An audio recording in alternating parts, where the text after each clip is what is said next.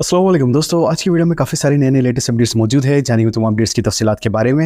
लिहाजा हमारी इस वीडियो को स्किप किए बगैर पूरा एंड तक देखिए ताकि किसी भी किस्म की इंपॉर्टेंट डिटेल्स आपसे मिस ना हो। और जो लोग हमारे चैनल पर पहली बार आए हैं उन सबसे अदबन गुजारिश की जाती है कि हमारे चैनल में भाई एक्सप्लेन को सब्सक्राइब करके बेल आइकन जरूर प्रेस कर लें ताकि इसी तरह के लेटेस्ट एंड फास्ट अपडेट्स आपको रियल टाइम पर मिलती रहे। और जिन लोगों ने हमारे चैनल को सब्सक्राइब कर लिया है उन सबका तहे दिल से शुक्रिया। तो आइए जानते हैं इसकी ताज़ा तरीन लेटेस्ट अपडेट्स के बारे में। हिंदुस्तान पाकिस्तान कशीदगी के बाद मुख्तलिफ रियासतों बशमूल तेलंगाना बाशिंदों की वापसी का आगाज। नई दिल्ली के तेलंगाना भवन में 400 अफराद रुजू। कश्मीर में जेर तालीम तेलुगु रियासतों के तलबा भी शामिल। सरहद पर हिंदुस्तान पाकिस्तान कशीदगी के दौरान मुख्तलिफ रियासतों से तेलंगाना के बाशिंदों की वापसी का आगाज हो चुका है। लिहाजा तेलंगाना हुकूमत ने नई दिल्ली में वाक़ तेलंगाना भवन में अवाम की सहूलत के लिए हेल्पलाइन सेंटर कायम किया है, जहाँ जम्मू कश्मीर, पंजाब, राजस्थान और दीगर रियासतों में तालीम याफ्ता और मुलाजिमत के लिए मुकीम तेलंगाना के बाशिंदे रुजू हो रहे हैं ताकि इन लोगों को तेलंगाना वापस भेजा जा सके। तकरीबन 400 से ज्यादा अफराद नई दिल्ली पहुंचे और तेलंगाना भवन से रुजू हुए। लिहाजा हुकाम की जानिब से तेलंगाना और आंध्र प्रदेश में आबाई मुकामात को रवाना करने के इंतजाम किए जा रहे हैं। इसके अलावा कश्मीर के श्रीनगर में तालीम हासिल करने वाले 160 तलबा और दीगर तकरीबन 100 तेलंगाना के बाशिंदे नई दिल्ली पहुंचे हैं। तेलंगाना भवन के तर्जुमात के मुताबिक आबाई मुकामात रवाना करने के लिए इंतजाम किए जा रहे हैं। बाज़ अफराद ने अपने तौर पर टिकट का इंतजाम किया है, जबकि दीगर अफराद के सफर के इंतजाम खुद हुकूमत की बर्दाश्त करेंगी। तो वहीं दूसरी जानिब आला हुकाम ने नई दिल्ली पहुंचने वाले तेलंगाना बाशिंदों की बाहिफाजत रवानगी के इंतजाम का जायजा लिया। इसके अलावा तेलंगाना और आंध्र प्रदेश भवन में रिहाइश और ताम के इंतजाम किए गए हैं और रेलवे टिकट कंफर्म होने तक वो वहीं क़याम करेंगे। पाकिस्तान की किसी भी कार्रवाई का मौसूर जवाब दे वजीर आजम ने दी फौज को हिदायत। हुकूमती ज़राए ने कहा है कि सरहद पर दहशत गर्दी पर हिंदुस्तान के जवाब में अब एक नई सूरत हाल पैदा हुई है और वजीर आजम नरेंद्र मोदी ने फौज को हिदायत दी है कि वो पाकिस्तान की जानिब से किसी भी कार्रवाई का मजीद मौसूर जवाब देना चाहिए। ऑपरेशन सिंदूर के बाद वजीर आजम नरेंद्र मोदी ने फौज से कहा था कि अगर वहाँ से गोली चलती है तो यहाँ से भी सख्त गोले चलाई जाएंगे। ज़राए ने कहा है कि ऑपरेशन सिंदूर अभी मुकम्मल नहीं हुआ है, लिहाजा सरहद पर दहशत गर्दी पर हिंदुस्तान की रिस्पॉन्स में एक नई सूरत हाल पैदा हुई है। पाकिस्तान अपनी पसंद के शोबों में ताउन की तौक़्क़ो करते हुए दहशतगर्दी जारी नहीं रख सकता। ज़राए ने यह भी कहा है कि हिंदुस्तान मसला कश्मीर में मसालियत को कबूल नहीं करेगा और बातचीत का मौजू सिर्फ यह है कि पाकिस्तान उस इलाके को वापस करे जो इसके गैर कानूनी कब्जे में है। पहलगाम हमला, ऑपरेशन सिंदूर और जंगबंदी पर बहस का मुतालबा। पार्लियामेंट का खुसूसी इजलास तलब करने कायदे अपोजिशन राहुल गांधी व सदर कांग्रेस मल्लिकार्जुन खड़गे का जोर। कांग्रेस पार्टी ने पहलगाम दहशतगर्द हमले, ऑपरेशन सिंदूर और हिंदुस्तान पाकिस्तान के दरमियान हालिया जंगबंदी के ऐलान पर हुकूमत से जवाब तलब करते हुए पार्लियामेंट का खुसूसी इजलास बुलाने का मुतालबा एक बार फिर दोहराया है। लिहाजा कायदे अपोजिशन राहुल गांधी, मल्लिकार्जुन खड़गे और जयराम रमेश की जानिब से एक के बाद एक बयान और खतूत के जरिए हुकूमत पर दबाव बढ़ाया गया है कि वो इन संगीन कौमी मामलों पर पार्लियामेंट के अंदर बहस की इजाजत दे। तो वहीं दूसरी जानिब राहुल गांधी ने वजीर आजम को लिखे अपने खत में कहा है कि अवाम और इनके मुंतखब नुमाइंदों को यह हक हासिल है कि और जंगबंदी जिसका पहला ऐलान अमेरिकी सदर ट्रंप ने किया, इन जैसे हसास मौज़ूआत पर पार्लियामेंट में खुलकर बहस कर सकें। जंगबंदी के बाद दिल्ली एयरपोर्ट पर फिजाई ऑपरेशन बहाल। हिंदुस्तान पाकिस्तान के दरमियान जंगबंदी के बाद दिल्ली के इंदिरा गांधी इंटरनेशनल एयरपोर्ट पर फिजाई ऑपरेशन मामूल कर दिया गया है। ताहम कुछ परवाजें अभी भी मुतासिर हो सकती हैं क्योंकि फिजाई हुदूद की सूरत हाल में तब्दीली और सिक्योरिटी के सख्त इंतजाम अभी भी बरकरार हैं। इतवार के रोज दिल्ली इंटरनेशनल एयरपोर्ट लिमिटेड की जानिब से सोशल मीडिया प्लेटफॉर्म एक्स पर एक पोस्ट में बताया गया है कि दिल्ली एयरपोर्ट पर परवाजों का मामूल ऑपरेशन जारी है, लेकिन बदलते फिजाई हालात और इजाफी सिक्योरिटी की चेकिंग के बाद कुछ उड़ानें अभी भी ताखिर का शिकार हैं। चीफ मिनिस्टर रेवंत रेड्डी ने एब्सेट नताइज जारी किए। 7.82% कामयाबी का तनासुब, लड़कों का नुमाया मुजाहरा। रियासत तेलंगाना में एब्सेट के नताइज जारी कर दिए गए हैं, जिसमें आंध्र प्रदेश के एक तालिब इल्म में इंजीनियरिंग स्ट्रीम और तेलंगाना के एक उम्मीदवार ने एपी स्ट्रीम में पहला रैंक हासिल किया। इसके अलावा चीफ मिनिस्टर रेवंत रेड्डी ने हैदराबाद में अपनी रिहाइशगाह पर नताइज जारी किए। एग्रीकल्चर, फार्मेसी के शोबों के साथ साथ इंजीनियरिंग के तलबा के रैंक भी ऐलान किए गए। इस बार नताइज को बराह रास्त तलबा के सेलफोन पर भेजने का इंतजाम किया गया है। तो वहीं दूसरी जानिब इंजीनियरिंग, फार्मेसी और एग्रीकल्चर कोर्सेज में TGAP सेट इम्तिहान का इनेकाद किया गया था। लिहाजा 29 और 30 अप्रैल को एग्रीकल्चर और फार्मेसी के दाखिली इम्तिहान मुकम्मल हुए, जबकि 2 और 4 मई तक इंजीनियरिंग के दाखिले के इम्तिहान मुनअक्किद किए गए थे। एग्रीकल्चर के शोबे में 81,198 और इंजीनियरिंग के शोबे में 2,07,190 तलबा ने इम्तिहान में शिरकत की। पार्वतीपुरम मुनीम, आंध्र प्रदेश के भारत चंद्रा ने इंजीनियरिंग स्ट्रीम में पहला मुकाम हासिल किया, जबकि माधापुर के A रामचरण रेड्डी ने दूसरा मुकाम हासिल किया और आंध्र प्रदेश विजयगरम P साई सूर्य कार्तिक ने तीसरा मुकाम हासिल किया। मेदक में दर्जा हरारत 41.7 डिग्री सेल्सियस रिकॉर्ड। तेलंगाना में बाज़ मुकामात पर 60 से 40 किलोमीटर फी घंटे की रफ्तार से तेज हवाओं और गरज चमक के साथ बारिश के इम्कान है। महकमे मौसमियात ने अपनी मौसमी रिपोर्ट में कहा है कि आइंदा 7 दिनों के दौरान तेलंगाना में बाज़ मुकामात पर हल्की से दरमियानी बारिश या गरज चमक के साथ बारिश का इम्कान है, जबकि जिले मेदक में आजम तरीन दर्जा हरारत 41.7 डिग्री सेल्सियस रिकॉर्ड किया गया है। इंदिरा मकानात, आज इस्तिफादा कुनिंदगान में दस्तावेज की हवालगी। रियासत तेलंगाना में इंदिरा मकानात स्कीम के दूसरे मरहले का इस्तिफादा कुनिंदगान के इंतखाब का अमल मुकम्मल हो गया है। लिहाजा पीर से विज़रा और अरकान असेंबली मकानात की मंजूरी के दस्तावेज इस्तिफादा कुनिंदगान को हवाले करेंगे। वाज़ेह है कि पहले मरहले में 71,000 अफराद को इंदिरा मकानात दिए गए थे, लिहाजा दूसरे मरहले के लिए भी इस्तिफादा कुनिंदगान का इंतखाब का अमल मुकम्मल हो चुका है और आज इन इस्तिफादा कुनिंदगान में इंदिरा मकानात के दस्तावेजात हवाले किए जाएंगे।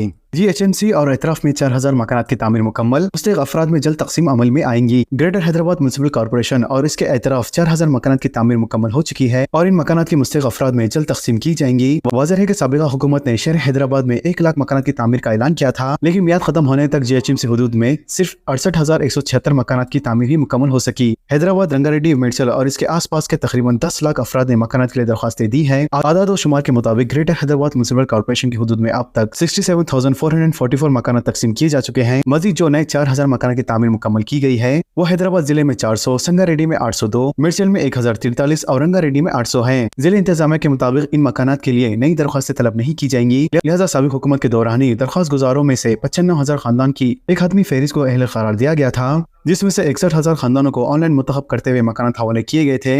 लिहाजा इस फहरिस्त में बाकी 33,000 खानदान हैं। लिहाजा इनमें से ही खरी अंदाजी के जरिए 4000 का इंतखाब किया जाएगा और ये मकानात उनके हवाले किए जाएंगे। इसके अलावा शहर हैदराबाद में बेघर अफराद की तादाद लाखों में है और मौजूदा कांग्रेस हुकूमत ने भी हाउसिंग से मुतालिक एक अहम वादा किया था। इसके अलावा कांग्रेस के इख्तियार में आकर तकरीबन 17 महीने गुजर चुके हैं। लिहाजा इस दौरान इन तमाम मकानात के लिए दरख्वास्तें बड़े पैमाने पर तलब की गई थी। लिहाजा लाखों अफराद इसी इंतजार में है कि हुकूमत उनके जाती मकान के ख्वाब को पूरा करेंगी। बारीक चावल के हुसूल के लिए राशन शॉप्स पर अवाम की कतारें। शहर हैदराबाद में बारीक चावल के हुसूल के लिए राशन की दुकानों पर अवाम की कतारें नजर आ रही है, तो वहीं दूसरी जानिब राशन की कई दुकानों पर स्टॉक मौजूद नहीं है, जिसकी वजह से मुस्तहिक खानदानों को बार बार राशन की दुकान के चक्कर काटना पड़ रहा है। इदारों के मुताबिक गुज़िश्ता माह इंतखाबी ज़ब्ते इखलाक के सबब बारीक चावल की तकसीम मुअत्तल रही थी। लिहाजा इस माह तकसीम के आगाज के साथ ही मुस्तहिकीन की तादाद राशन शॉप्स पर उमड़ पड़ी। के राशन हासिल करने की आखिरी तारीख 15 मई मुकर्रर की गई है, जबकि अब तक सिर्फ 36% खानदान ही बारीक चावल हासिल करने में कामयाब हुए हैं। इसके अलावा गरीब मुस्तहिक खानदान का मुतालबा है कि जिन राशन शॉप्स पर बारीक चावल नहीं है वहाँ फौरी तौर पर स्टॉक फराहम किया जाए, क्योंकि इन्हें गुज़िश्ता माह भी चावल हासिल नहीं हुए हैं। ज़राए के मुताबिक शहरी इलाकों में किसी भी नजदीकी शॉप से चावल हासिल करने की सहूलत से बहुत सारे सारिफिन इस्तेफादा हासिल कर रहे हैं, इसीलिए बाज़ मखसूस शॉप्स पर बोझ में इजाफा हो रहा है। उनमें सिविल सप्लाई के मुताबिक हैदराबाद, रंगारेड्डी, मेडचल, मलकाजगिरी में 95 लाख राशन कार्ड होल्डर्स है,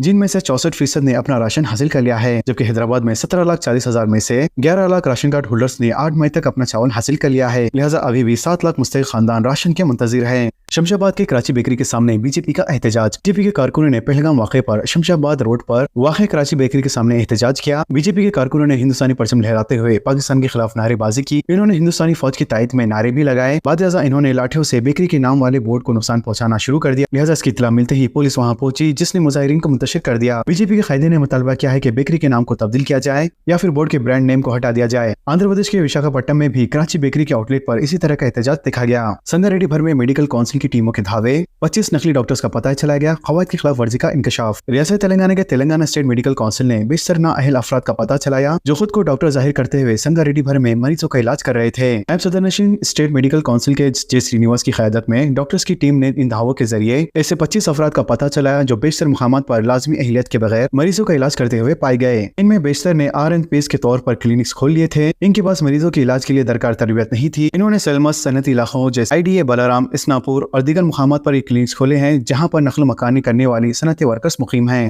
चूँकि ये मजदूर अहल डॉक्टर्स के जरिए इलाज कराने के लिए मुतामिल नहीं है, इसलिए मजदूर इलाज के लिए फर्जी डॉक्टर से रुजू होते हैं। सऊदी अरब में जख्मी तेलंगाना वर्कर की वापसी और इलाज का तयखुन। KTR की जख्मी शख्स के अफराद खानदान से मुलाकात। BRS के वर्किंग प्रेसिडेंट KT रामाराव ने सऊदी अरब में हादसे में जख्मी 30 लाख शख्स की हर मुमकिन मदद का तयखुन दिया और कहा कि इलाज के अलावा वापसी के भी इक़दाम करेंगे। इसके अलावा KT रामाराव ने श्रीसेला जिले के मंडरपल्ली गाँव से ताल्लुक़ रखने वाले माइग्रेंट वर्कर M महेश के अफराद खानदान से मुलाकात की। सऊदी अरब में एक हादसे में महेश शदीद जख्मी हो गया था। बताया जाता है कि महेश को अहलिया के अलावा 2 बच्चे हैं। महेश अपनी कंपनी की जानिब से फराहम की गई बस में सफर कर रहा था कि जबील के मुकाम पर बस हादसे का शिकार हो गई। लिहाजा इस हादसे में 9 अफराद हलाक हो गए, जबकि महेश और दीगर अफराद शदीद जख्मी हो गए। महेश का जबील के सरकारी हॉस्पिटल में इलाज जारी है। धूप से बचाव के लिए ट्रैफिक पुलिस कांस्टेबल्स को खुसूसी हेड की फराहमी। मौसम गर्मा उरूज पर है और ऐसे में फराइज की अंजामदही के लिए ट्रैफिक पुलिस की खिदमत का हर शहरी एतराफ किए बगैर नहीं रह सकता। धूप की शिद्दत के बावजूद ट्रैफिक पुलिस अहदेदार, बिलखुसूस कांस्टेबल्स और होमगार्ड्स ट्रैफिक को बाकायदा बनाने में अपने फराइज अंजाम दे रहे हैं। सोशल मीडिया और अखबारात में शदीद धूप में किसी सहारे और सहूलत के बगैर खिदमत अंजाम देने वाले पुलिस कांस्टेबल्स की तस्वीर और बड़े पैमाने पर वीडियोस वायरल हुए, जिसके बाद आला अहदेदारों ने फौरी तवज्जो मरकूज की और शदीद धूप से बचाव के लिए हेड का इंतजाम किया, ताकि धूप से बचते हुए फराइज अंजाम दिए जा सकें। शदीद धूप में ट्रैफिक कांस्टेबल्स और इनके तहत मौजूद होमगार्ड शहर के अहम चौराहों पर ट्रैफिक के बहाव को बेहतर बनाने में मसरूफ है। अहम चौराहों पर ट्रैफिक पुलिस के लिए खुसूसी साहिबान मौजूद था, लेकिन अब मौजूदा साहिबान इस्तेमाल के काबिल नहीं रहा। लिहाजा ट्रैफिक पुलिस अमले को महज टोपी की फराहमी काफी नहीं है, बल्कि इन्हें गर्मी और लू से बचाने के लिए जरूरी मशरूबियात भी फराहम किए जाए, तो वो अपनी खिदमत बेहतर तौर पर अंजाम दे सकेंगे। तो दोस्तों इन खबरों से मुतालिक आप सबकी क्या राय है नीचे कमेंट बॉक्स में जरूर जाहिर करें और इसी तरह के लेटेस्ट एंड फास्ट अपडेट्स के लिए हमारे चैनल के साथ जुड़े रहें और हमारे इस वीडियो को आपस में ज़्यादा शेयर करें और हमारे चैनल मियां भाई एक्सप्लेन को सब्सक्राइब करके बेल आइकन प्रेस करना ना भूलें। तो मिलते हैं अगली वीडियो में काफ़ी सारे नए अपडेट्स के साथ। अल्लाह हाफिज़।